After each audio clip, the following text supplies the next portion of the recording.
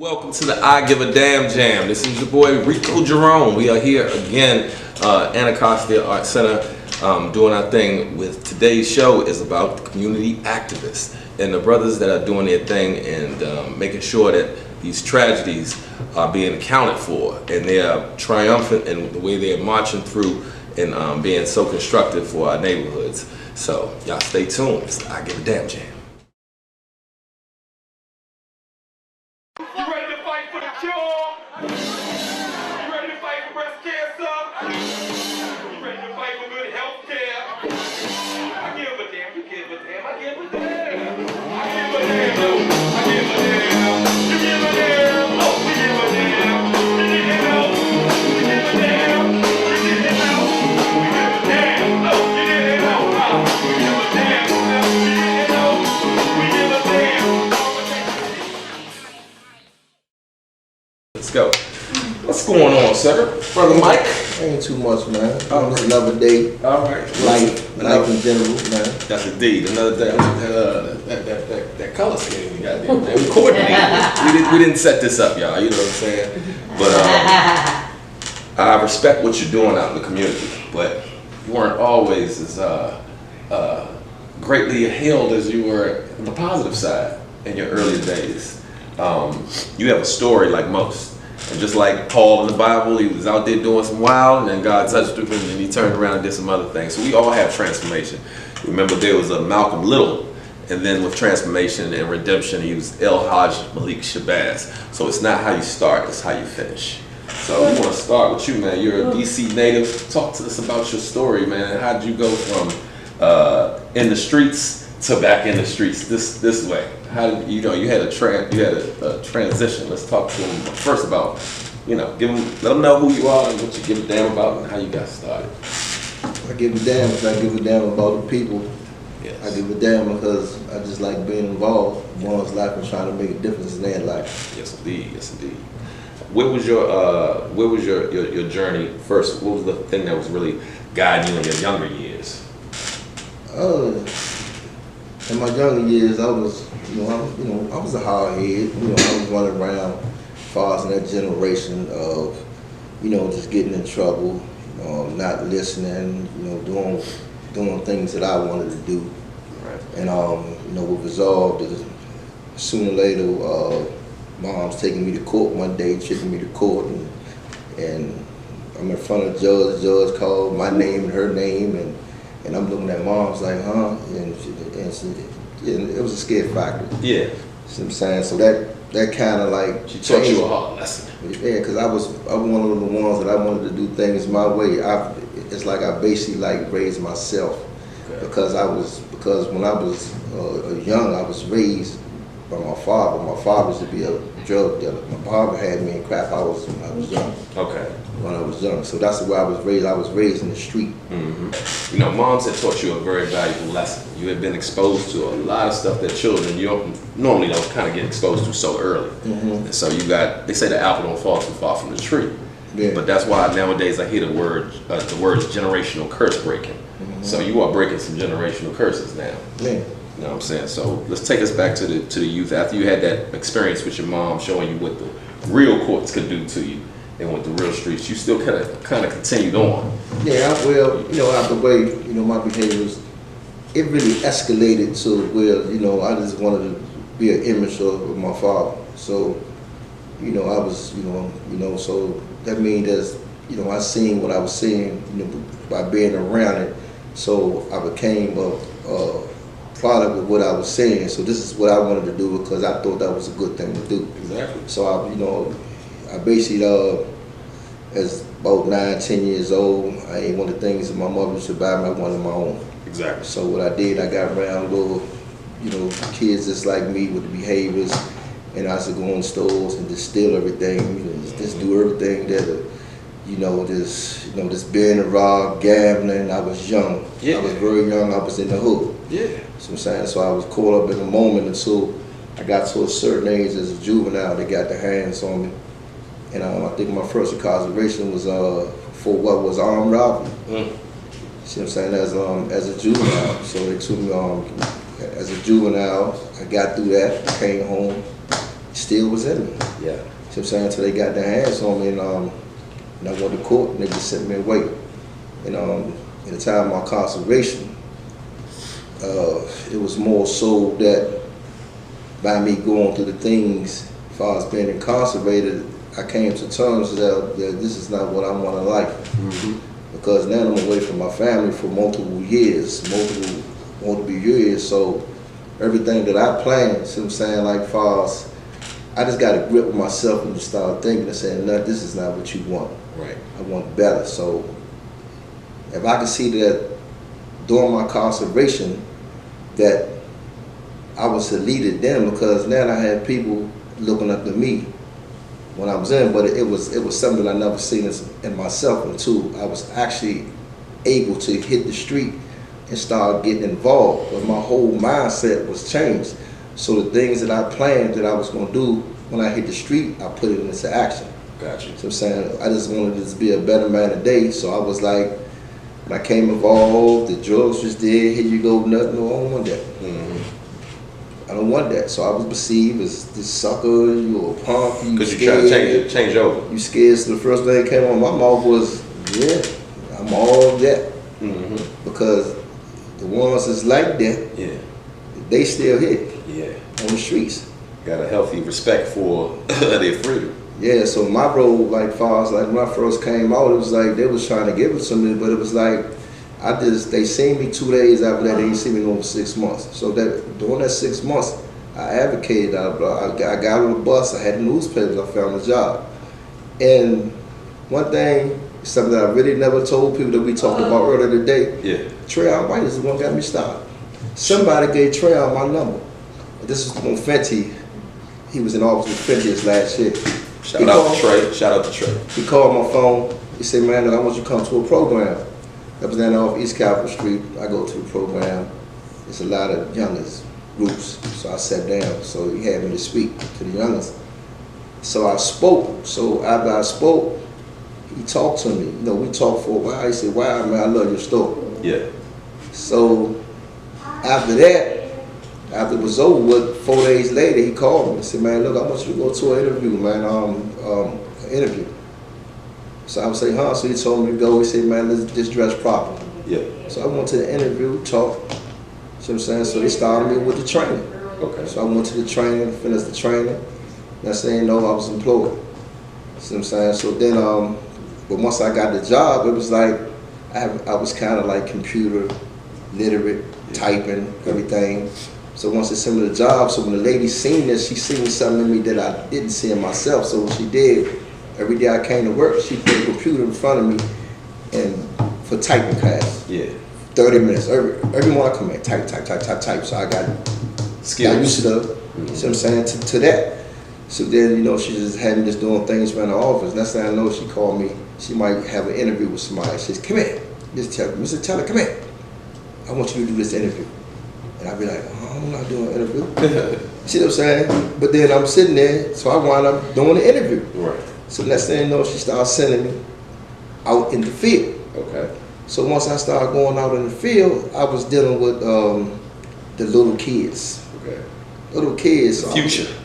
Yeah, like, and it was little kids. So I was like, go to these family songs, the moms, and I listen to the moms, and I see the little bad kids, and it was like, how am I going to relate to these little kids? They off the chain. Yeah. So I started pulling them up, just being friendly, hey, boom, doing things, and you know, the kids, you know, they start seeing me more and more, then they start gravitating, so I'm saying, and they start getting to know me. And the next thing, I take them little places and stuff like, take them little places or take them down to the basketball court, walk down there with them and just enjoy. So then we only had a 6 month contract. After 6 months, we moved on to what organization is this that you were working with? That was Total Family. That was Total Family Kid Coalition, right there in the Home of Gardens, based off with Miss Gail event. Okay, that's another shout out. You got it here? Yeah. Yes, indeed. Yes, so once I went there, I couldn't get really nothing like far as there. It was like somebody else seen something in me. Yeah. So that's how I got with the Department of Mental Health. So the guy seen me when I came into a therapeutic meeting one day, and somebody must have told him about me and the things that I do, and then and the difference that I'm making as far as with these children, Yeah. he spoke and said, man, why don't you come over here? See what I'm saying? Then and work with them. So when it was, you know, the money job intrigued me. It was like, so when I went to her, it was like, can you? She was like, no, I can't match that. So I left. Yeah. So then once I left, I just was like on a bigger stage. So they put me through all the training. I built all these hour certificates and everything. And then once I got in the field, I started dealing with the older people as far as mental health. Yes. So I had mental issues myself coming up. Right. So it was, you know, I was able to adjust, so I'm saying, and get on. Like I might get someone that's real mental going through it, I knew how to relate. Gotcha. That came through the training. So I'm saying, the training process, and I just excelled. I've been doing this for like 14 years now. Man, salute. Big up. You know, see what I'm saying? So now I'm in a process now that I'm in the court system and all the psych wards in the city, you know, talking to the doctors. Sometimes I might have to F12 a child, see what I'm saying? Sometimes the mother just don't want, so I have to go up PIW and do the paperwork and admit them. And sometimes the moms might call me 2-3 days later, I want my child, so I got to meet them up there to sign the paperwork over to their, you know, for their child. I can go on and on with this mental health. But the thing is, it's so needed. It's so needed nowadays. You have a lot of men who will never really reveal what's going on. We talking traumas all day long. You see them on the corners drinking. You see the signs of what it is that's going on. You started an organization called No More Graves. Well, No More Graves was not really started with me. It was something that I seen two dudes with some t-shirts sitting on the corner one day. Mm-hmm. And it was like No More Graves. So I would say, so you can see the t-shirt. I said, I like these t-shirts. So I would say, so I was like more so like, what are y'all doing? You know, what's the objective of this? Mm-hmm. So I say, come on, man, let's move this forward. So they told me they tried, but they weren't successful. So what we did, I came on social media one day and I put it out there. Yeah. Once I put it out there, No More Graves. Yeah, No More Graves, and I asked people some saying to meet me on the corner. Okay. What corner was that? That was right there behind House Hope Village at 5 o'clock, because it was a lot Southeast, for y'all who don't know. There was a lot of killings going on in the community, whole lot, and I done lashed out for change. So once I asked for this, so that day at 5 o'clock, I was surprised to see that all these people showed up. So they actually came and heard your call. They showed up, so they wanted to be involved. So that's really how No More Grave job launched in full effect. And so the first year, you know, what we did was we was funding ourselves. Okay. You know, what we'd do, you know, we had a thing where, you know, we'd give like far as every month, you know, we'd put something in the account. You know, put something in the account, and when we do like fundraisers and stuff like that, you know, we go pay for everything. Good. So then, wound up sooner or later, I got a call one day from a lady and asked me the board on the granting decision board. So I was like, I don't know about no grants. Being on the one, she said, no, somebody gave us your name that you are familiarized with the community. So she said, look, I want to do an interview on you. Yeah. So I said, okay. I set it up. She called me, did an interview, and she did 3 interviews on me. So next thing they hired me. So once I came in, now I'm sitting on the board with multiple people with different areas or jobs, ANC board members, unemployed, all different type of people. You know what I'm saying? So took you from there to there. Yeah, so I'm sitting on this grant team, a decision-making board, not knowing what I'm getting into, so I had to go through the training with that. Mm-hmm. So my first year, it was like... and what was this training called? This is for? It was like for, grant team decision-making, whether you're going to get this grant and that, and going into showing you how to advocate, going to these community-based, advocates to put in these grants to make sure that they don't. See, everybody who hears community activists, they just think it's somebody. Everybody has their own perception, but there's levels to it. Yes. You know what I'm saying? And it's trainings and it's education that you must pick up. That way that, once these courses, we hit these courses, we can get involved with the youngest, the youth that's in the courts. So I found myself being the advocate for every court that we go in, and I had my members behind me, following me, so because they was kind of like, they really ain't want to, open it up. But I seen that I had the love, sometimes, and my heart was dead. So I know how to communicate with these youngers, because before I left this community, they heard stories about me far as back in the day, so they always was aware of who I was, because I was raised up around a whole lot of the parents. Parents, but now they got the younger siblings. Yes. See what I'm saying? So then when I got it, then with no more grades, I come in and I speak, and I make general conversation with them. See what I'm saying? I go court to court. Then I just start getting more and more involved, like far as with the youth and being involved, trying to change the mindset of these youngers killing themselves.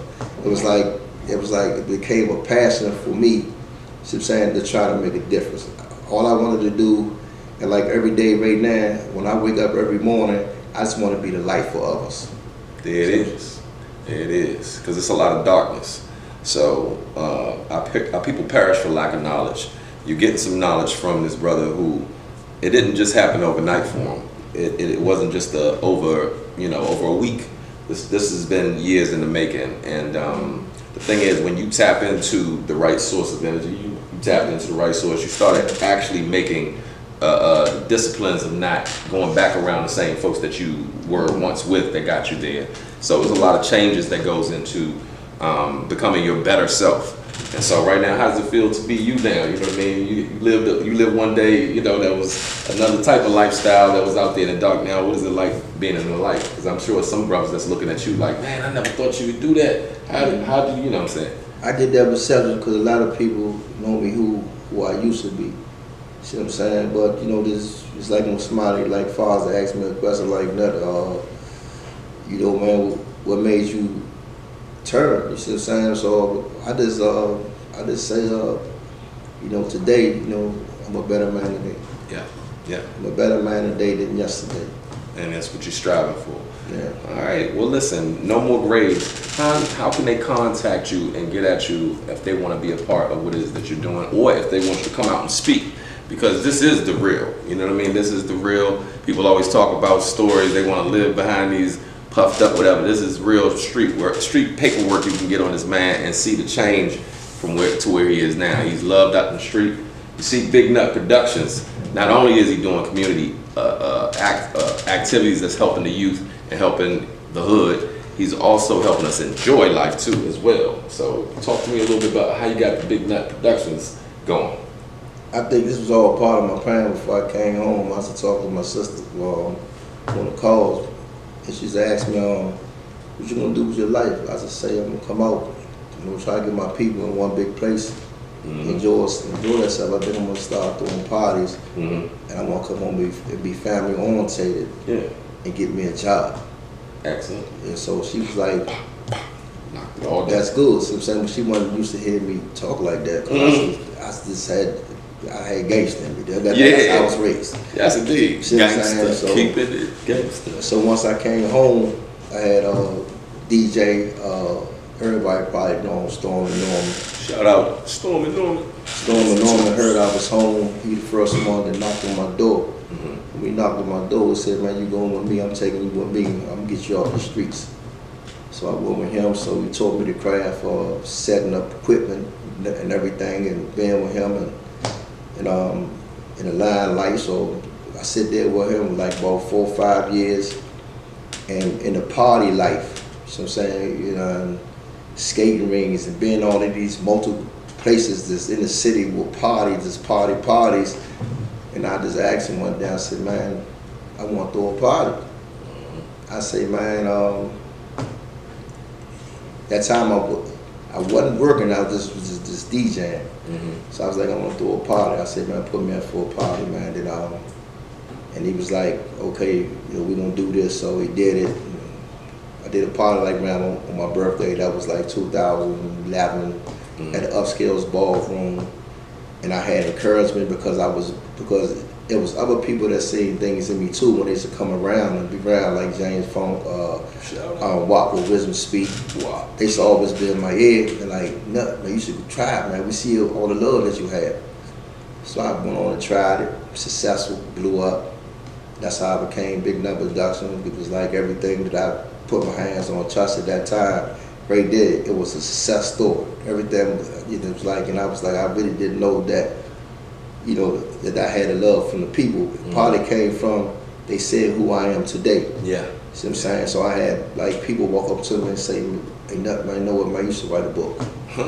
Yeah. And I used to be like, a book? They said, yeah, you should write a book, your story, because they seen where I came from to today. Man, you can't get it any better. He gives a damn about something different now. And once he gave a damn about something else. But it's not how you start. It's not just how you start, it's how you finish. We're looking forward to the book, looking forward to the parties, looking forward to a lot of things that he's doing. Talk me about, you have a Mother's Day event coming up. No, right now. No, it's not going to be coming up? No, the only party that I had was you out of 22nd, which you was going to be sponsored. You one of my sponsors. Yes. So, let's talk about that. Let's talk about this summer jam, because we've had the winter. Yeah, that's gonna be out in the Mars Complex out there on Indian Hill Highway.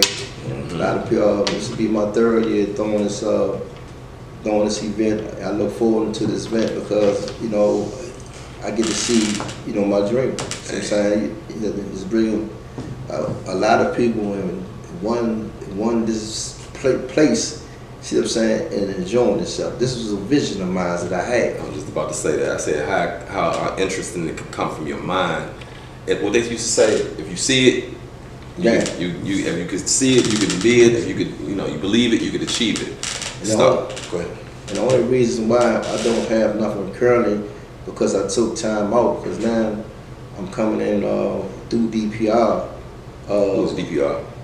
Department of Recreation with my own organization, like far as well, we're going through no more grades, youth football from 6, 8, 10, 12, 14 youth, that's 5 teams, and I'm coming into the league as the first year. So I'm taking the time out. I'm taking the time out right now, see what I'm saying, to focus on this, building me an empire right there over Fort Davis. Fort Davis in the community over there. So I'm on the shift over there. So now I'm getting involved in the community. We just last Saturday, we went door to door, putting the flyers out and everything, trying to get all the youths in that community involved with the center, because a lot of people that's in that community don't come to the center. So we hit the whole section of the area over there. So I'm trying to get the youth involved, and I found myself doing so in the street. I was a lot of families coming out, and I spoke to the families like far as who I was, who my intentions like far as the recreation center, getting them involved. So I'm very much involved with that right now. So that is like my focus right now.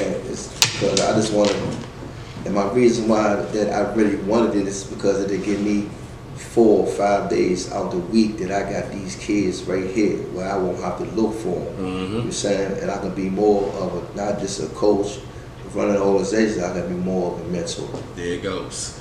I'm going to have another show about mentors. We're going to have you come back with that.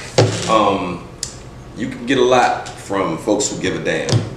I think he's operating at his best self. I didn't know him in his earlier years, but the man that I've met has been consistent about giving a damn for the community, giving a damn about folks when they want to go out and have a good time. I've been to several of his events.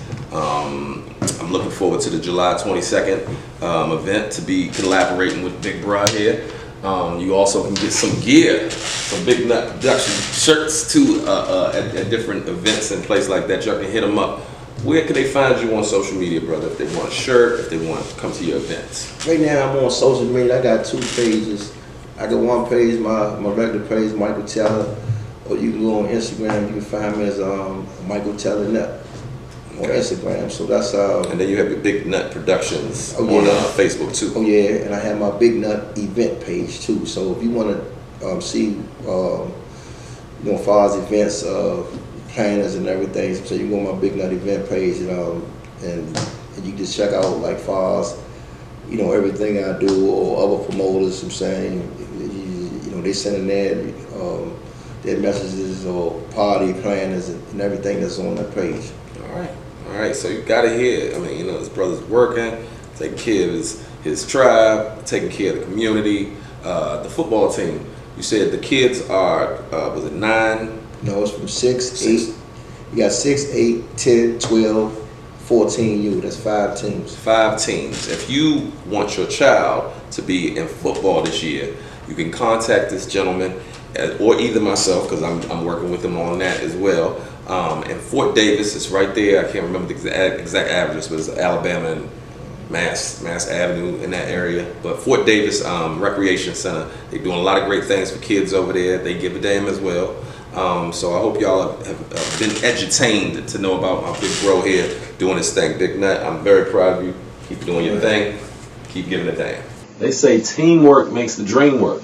Let's put this in effect, people.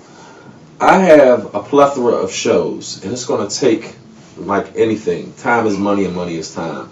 I'm not bought by any corporations. So right now, what you're getting is that raw, straight from good imagination, creativity, and everything. And we could really use your support.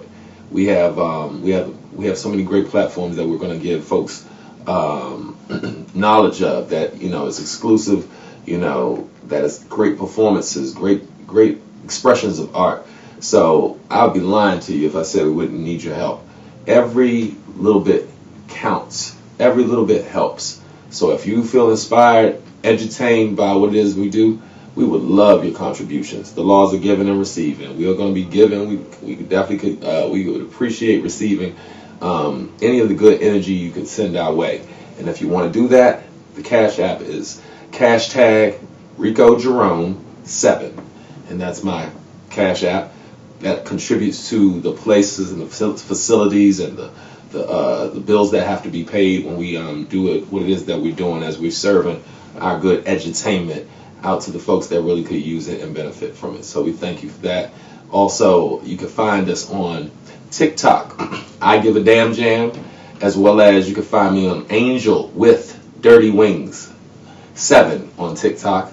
You can also find our company edutainment platform on YouTube, Wisdom Inc. INC Network YouTube channel. You can check us out, and you see a plethora of our I Give a Damn Jam shows, to some of my music.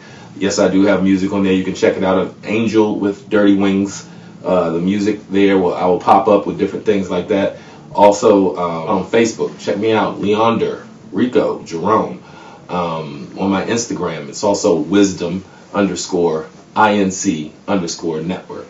And you can email us also at Fight to Win, PHIGHT, the number 2, WIN @gmail. And you can contact us if you need editing help, if you need shooting, if you need shooters, if you need photo sessions, if you want to put your interviews out there, if you want to put anything that you want on that platform, we have a plethora of ways to get that done for you. So check us out, Wisdom Inc. Network. Holla at us. Let's make this win-win. Salute. Thank y'all for tuning in. Welcome back to the I Give a Damn Jam show, and we are here with another community activist who has been doing his thing for quite a while. He has a very interesting journey. He's from the DMV, and we're going to welcome him on in. This is Dr. Kenneth Clark. Welcome to the show. Thank you. Yes, indeed. Yes, indeed. First question we always ask our folks. This is your first time on, so we got to know. What is it that you give a damn about? I know that's a very broad one, but you can take your time. Go ahead, give us. Foster care reform. Excellent. The homeless population, the unhoused, the stigmatized, the marginalized,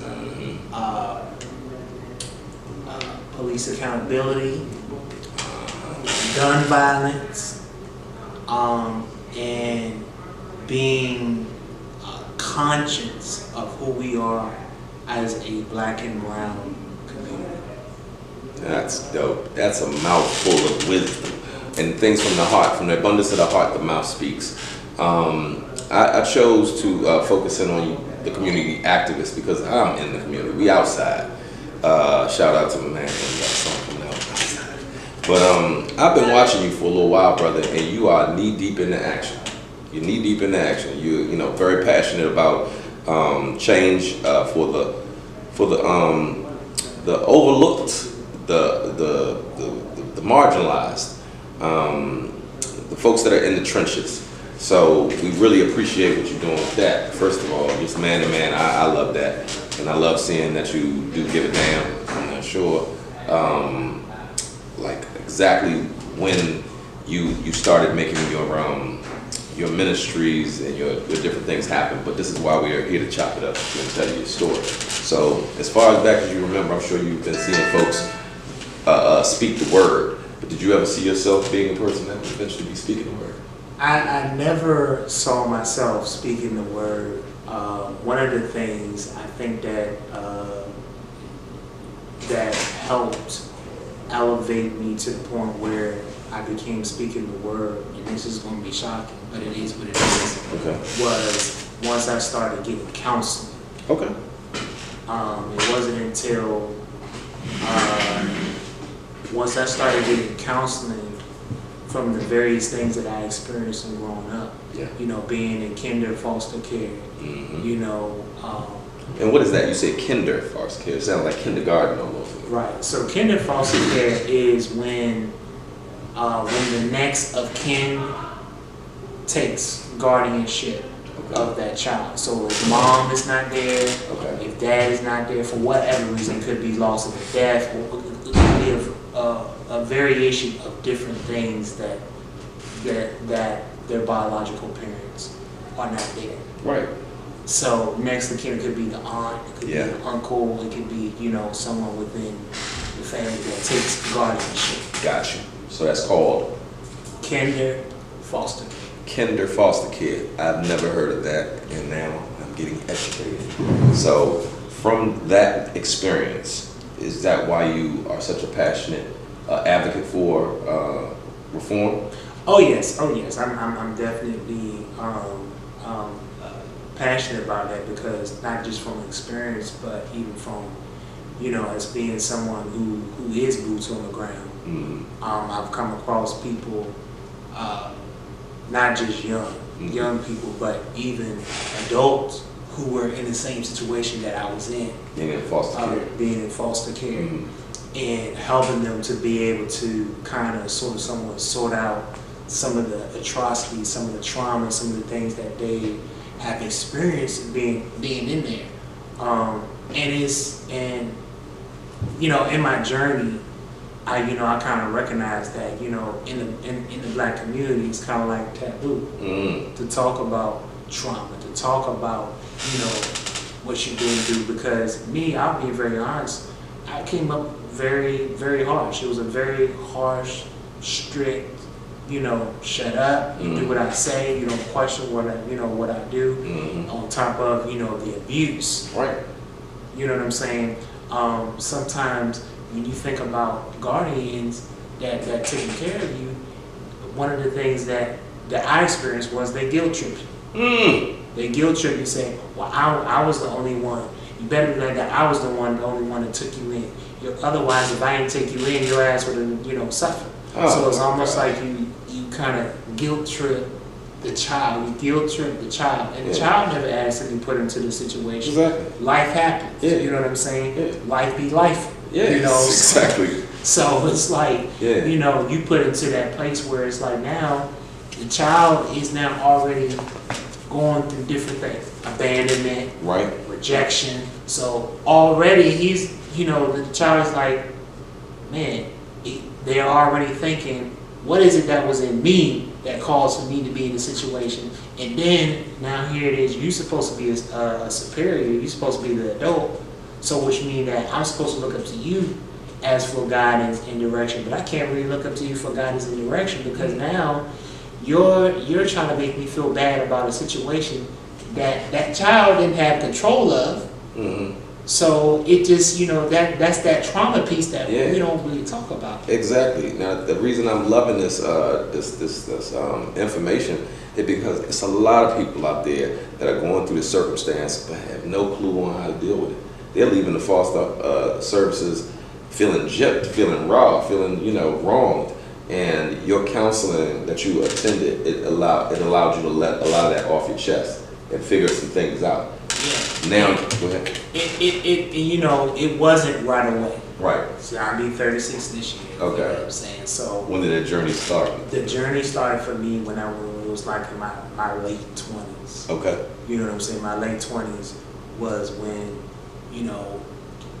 late 20s, early, 30s, I guess you would say. Yeah. That I really began to really become comfortable. Yeah. And really affirm that this is what I'm supposed to be. I'm supposed to be a voice. Yeah.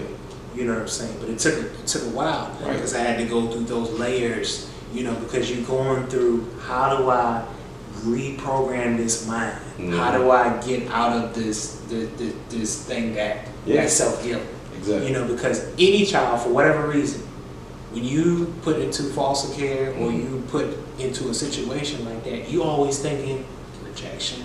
You're always battling with abandonment. And sometimes when you don't process or go to counseling, that abandonment and that rejection piece, it carries you and it matriculates all the way into adulthood. So your perspective about life is going to be a little bit skewed because now you're looking at life from those different lenses. Yeah. You know what I'm saying? You're looking at abandonment. So if you do try to get into a relationship, you know what I'm saying, a relationship with a significant other. Exactly. If you haven't done that counseling, if you're not going to know what love is. Yeah. You know what I'm saying? You're not going to know how to process that. Right. See, this is the kind of stuff we don't have. Have discussions within that. Because honestly, you don't. We're sponges. A lot of us, we're all sponges, and we soak up what we soak up from our houses, and then we come out in the community and we drip it all over everything. It comes into our jobs, our relationships, and everything else. So healing has been the main theme around here with the I Give a Damn Jam. We're all in the seasons of our life. It's all playing the game of life, and you're gonna get injuries on the field of life. And if you don't rehab them properly, you can't get back into the game producing the way you would produce yourself if you were as the best person that you're being and striving to be. You said you wanted to do something with reform, which is change. Yes. Okay. So I think with this reform, we can now begin the process of better accountability. What am I saying? A lot of, in various states. And we still talk about foster home reform. Yeah. Okay. In various states, are large. There's different laws that set up. Okay. There's different laws that set up different criteria as it relates to not even just necessarily foster care, but just family services and family development, because you got the adoption side. Yeah. For those in particular that get any type of funding from an adoption agency or state agency or county agency or whatever jurisdiction or municipality the powers that be. Gotcha. There's a certain dollar allotment that is given to these guardians, These foster parents, and even those that are adopted, that you think about this. Each state is different, but I'm just throwing a number out there. Gotcha. $2,500 a month for one child. And let's just say hypothetically that person has maybe gets five Gotcha. children. Well, we're gonna take it up there. Let's say 8. Gotcha. We go for the gold mine. 8. If you get $2,500 per child, Right. let's say you get the child at the age of 5. So you think from the age of 5 all the way up to 18 years of age, that's a huge accumulation of money. Yeah. They're gonna be a million. So for whatever reason, the adoptee or the foster parent doesn't want the child, so they say, you know what, I'm tired of taking you. 18 years of age, you out on your own. Here's the door. bye, you got to go. They have the power to do that. They have the power to do that. So think about this. You at 18 and you have no vocational training, you have no skill set, you know, you don't have the knowledge to be able to matriculate successfully at the age of 18. Right. So now you're out there, you're 18 years old, now you're going to get exposed to the world. You're going to get exposed to reality. So now you got to figure out how you're going to get an ID, how you're going to get your social security card, how you're going to get your birth certificate. Even if you go into a shelter, that's going to be the first thing that they're going to ask you. You get put out there, you need your medical record. You need record of your immunization. You need, you know, these are things that are not discussed within. So you're out there to your vice. Yeah. You're out there to your own. Right. So what if we had a law of this funding is put into this account, and so now you 18 years old, you see I gotta go? Fine. Yes. Fine. I love that. I love that. Now see, this is where we, as I get Damn Jam, brother that was just on Big Nut Productions, to my sister, to a little bit of everybody. You're getting a good team that's gonna be, you know, really interested in helping out you lead this march, what you're doing. I would love to see that happen. If it wasn't for my grandfather giving a damn, I was put up for adoption. My mother had me at 15 years old, and a lot of people were in her head telling her to give me up for adoption.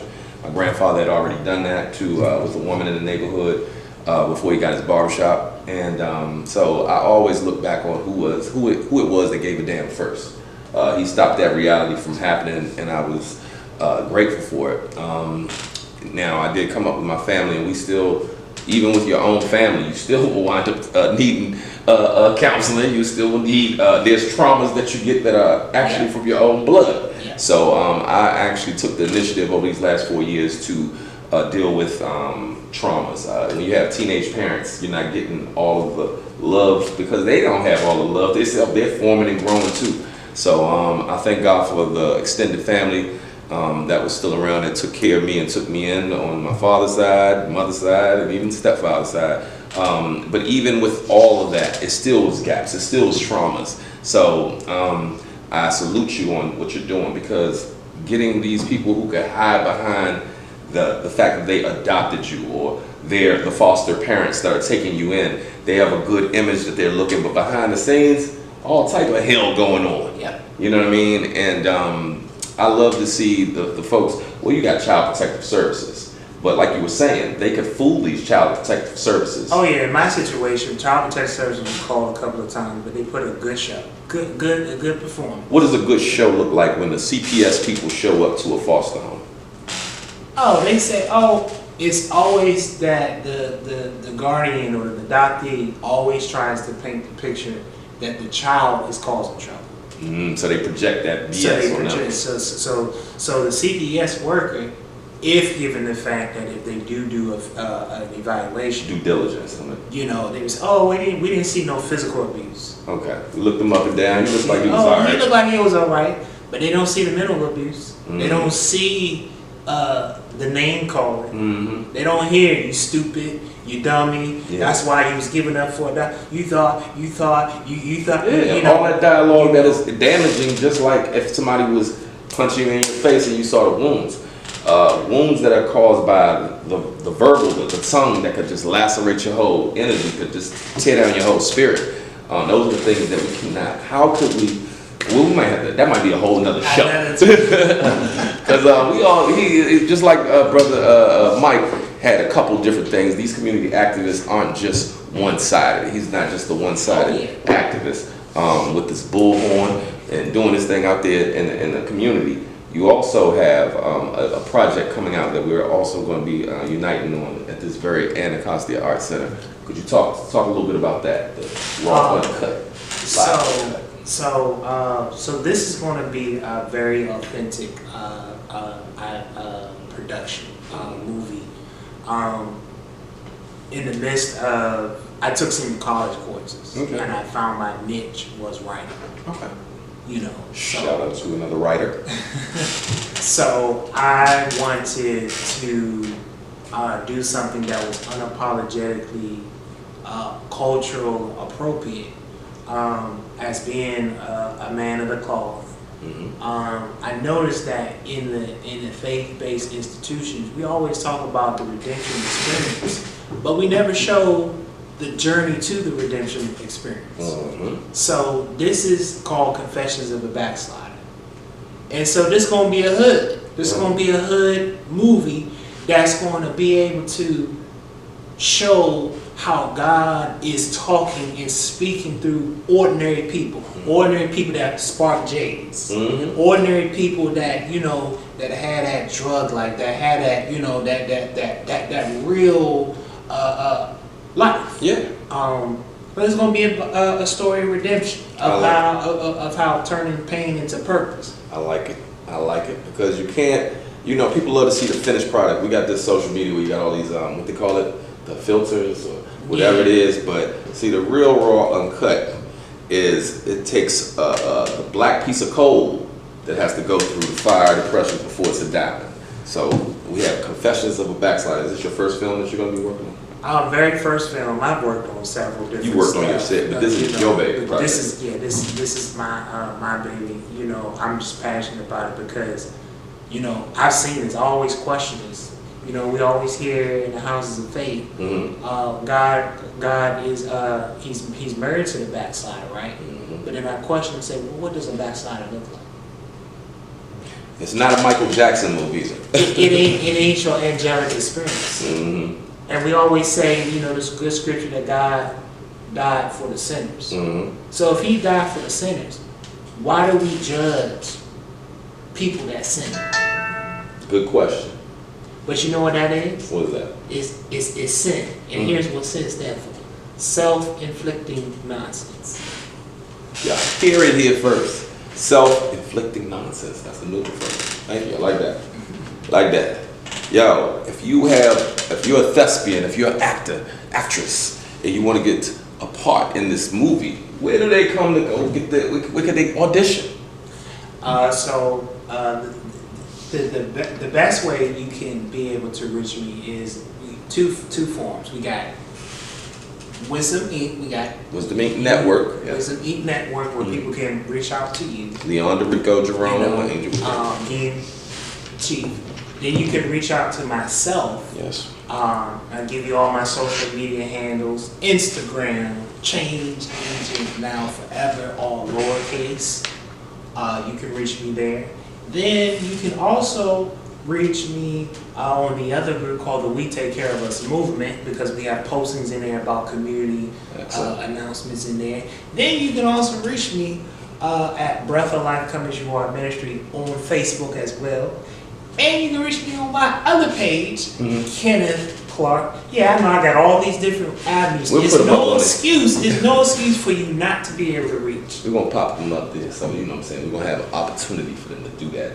But what time should they come to, say, a rehearsal? Not a rehearsal, but a audition. So we're going to have at the illustrious Wisdom Arts Company Incorporated office here. We're going to have auditions from 7 to 8. 7 to 9. 7 to 9. Yeah, 7 to 8. That time correct. I think it's about 6 to 8. 6 to 8. Yes. Okay. We're going to give you phone numbers that you can call. Call me, call his brother, get at us, because we're having it Tuesday, right? Yes, Tuesday indeed. we're jumping on. Yes, indeed. Confessions of a Backslider. Now, what should they bring? Should they bring anything, or just their A game to get ready to read for the part? So how we're going to do? Let me tell you how we're going to do this. Okay. So it'll be twofold, just like how they do in film, in film school. Okay. So we're going to have 3 options of movies where you get to pick from. So it may be, I know the first one going to be Remember the Titans. Okay. And it'll be a movie you pick, and then it'll be a movie that Big Nut will pick. So that way there's a diversity. Gotcha. You know, and then we're going to have them select part in there, and then they get to act it out. Wow. That sounds fun. Sounds fun. Looking forward to that. This is dope for me because I had that experience with having my first film. They had a film festival here. We was able to have it done here, but it was a documentary. I like this because this is actually Rose, and it's also taken from real life. So we will be enjoying Dr. Kenneth Clark's first production, which is basically getting ready to let the new actors or actresses come on in and read for the part. Like I said, you got a lot of information, a lot of places you can find them. You can also contact me if you are interested. This is going down next week, starting Tuesday. I don't know the date of that. You know what next Tuesday is? I think it's, I want to say the 16th. Okay. All right, well, this show is going to be going up pretty soon, so we're going to do that before this happens. But we appreciate the ministry and the reform that you're interested in doing. Is there anything that you would like to let the people know about any other things that you have coming up? I know you're speaking at something that's happening in June.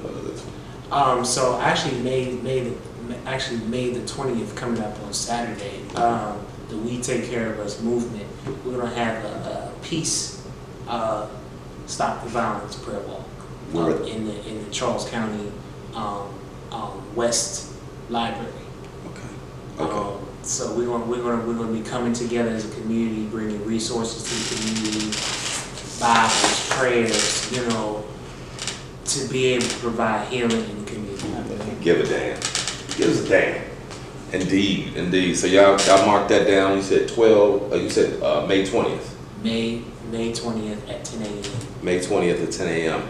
And then also next Tuesday, this gentleman will be here getting ready to kick this off, starting about 6 o'clock. If you can come down to the Anacostia Art Center on Good Hope Road, we'll have the address and all that good stuff for you. And you are been tuning into Dr. Kenneth Clark, who is a very passionate man about making sure change for those who can't stand up for themselves just yet. I'm really excited about the reform situation. I think that really could be a help in the foster care world.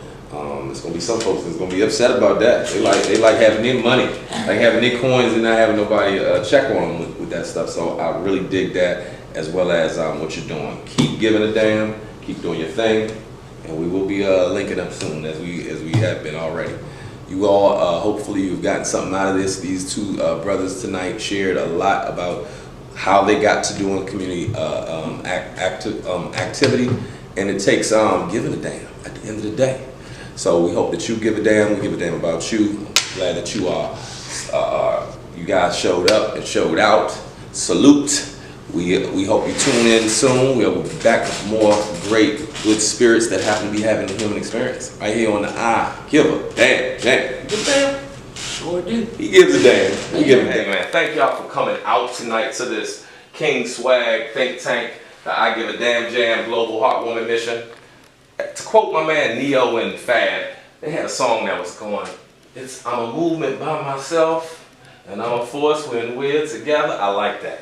Because we are movements by ourselves, but we are forces when we are together. They always say unity can't be happening in the black community. That's a lie.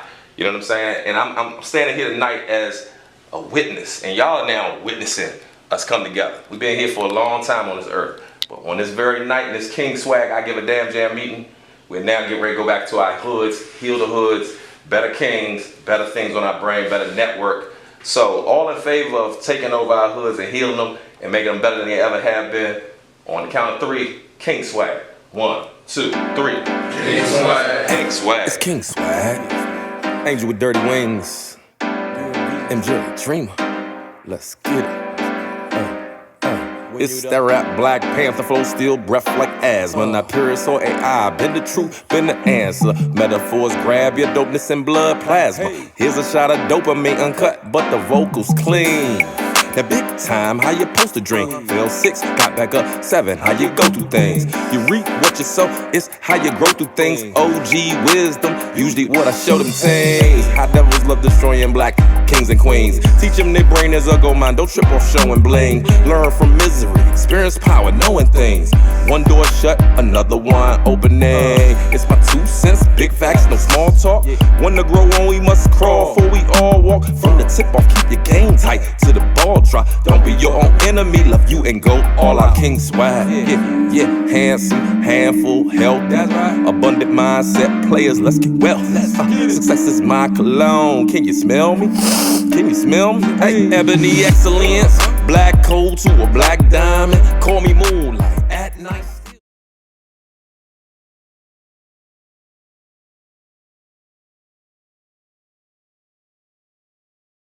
You ready to fight for the cure? You ready to fight for breast cancer? You ready to fight for good health care?